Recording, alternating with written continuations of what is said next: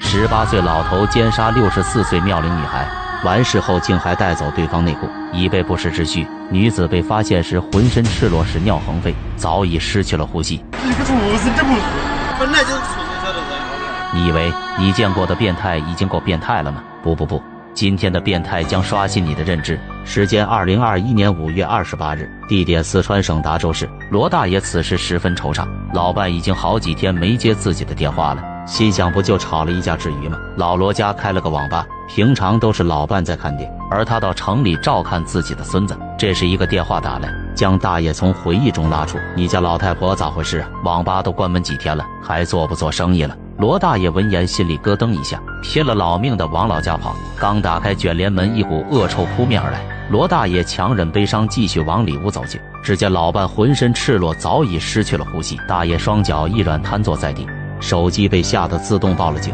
警方很快就赶了过来。经过初步了解，死者是冉老太太，今年64岁，脖颈处有一处可以看见骨头的伤痕。根据死者腐烂程度得知，死亡时间是3天前。死者浑身赤裸，但老太太的红色内裤却不在现场。警方猜测可能是被凶手带走收藏了。随后又发现网吧有大量被翻动过的迹象，3万多元不翼而飞，可能是凶手不懂行情，显卡、CPU 等真正值钱的被全部留了下来。网吧地面上还有大量的水迹，大概是凶手用来抹除痕迹的。警方大胆猜测，凶手的是熟人作案，用和平的方式进入网吧，先奸杀冉老太太，然后洗劫钱财。令警方失望的是，网吧的监控竟只是个摆设，防君子不防小人的那种。这时恢复过来的罗大爷发现网吧里有2台机子还在运行，警方迅速调出对应的上网信息，发现一人叫陈波，一人叫张茂。陈波今年26岁，是开挖掘机的老司机，有不在场证明，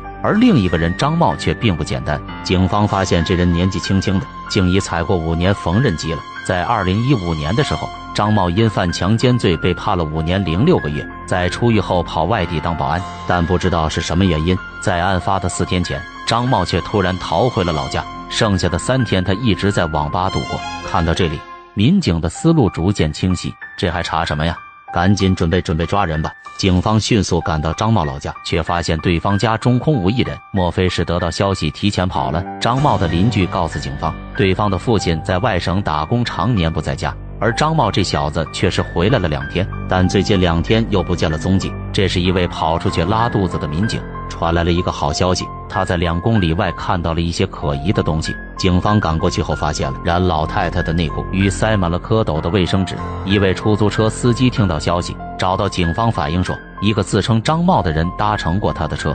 没到新西路，或者中间他把我车拦着的，拦到过，他说他要到达县，他说他那个在福州开厂，开了之后啊，就说员工打架打了，要过去处理事情。虽然他搭个出租车都还要吹牛皮，但出手却还是很阔绰的。到了火车站后，直接给了老王石张茂爷爷。顺着出租车司机提供的线索，侦查员沿着可能的路线，在重庆的一家银行发现了对方的足迹。只见这小子从背包里拿出了2叠厚厚的钞票。他当然不知道多少钱，这都是他强冉老太太。看到对方的运工轨迹后，警方立刻对他展开了抓捕。他逃，他追，他插翅难飞。这个侵犯老人的变态在福州的一家宾馆落网。在审讯室里，张茂交代说，案发那天晚上，他在网吧里看了几个小时少儿不宜的视频，直到凌晨3点。张茂再也按耐不住寂寞，他看向了在一旁熟睡的冉老太。完事后，张茂觉得还不过瘾，就带走了冉老太的内裤，用来以备不时之需。张茂指认现场的时候，愤怒的群众将他团团包围，恨不得上去活刮了这个变态。为了保护禽兽不被当场打死，警方甚至出动了几十号民警。现场指认完毕的时候，张茂的父亲赶了过来。比起围观的路人，张父更想打死这个变态儿子。这个畜生，这不是本来就是畜生晓得噻。这个畜生面对父亲的批评，嬉皮笑脸的，不见丝毫悔意。这时张茂告诉民警，他之所以变成一名禽兽不如的变态，全是自己的姑父教得好，自己本来是想杀他的。你为什么要这样做？压着进来把这个弄了别杀了老太婆。我准备上验收。啥子？我准备上验收。还没在屋里。要不要？哦，你们的进来，你舒不舒？把拿出来，弄下去。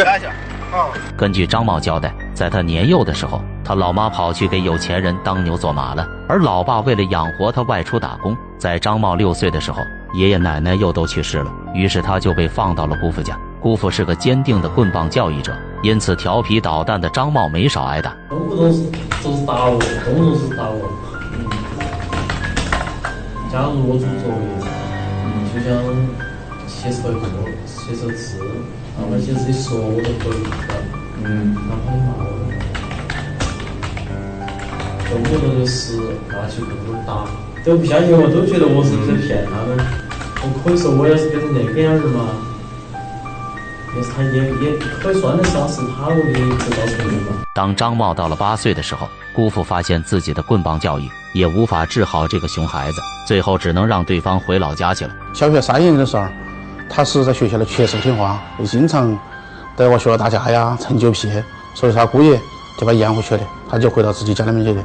然后张茂就成了恨天少年，他认为养他2年的姑父不是好人，是万恶之源，是魔鬼的代言人。可惜他不在老家了嘛，他要是在老家，我都想死他的了。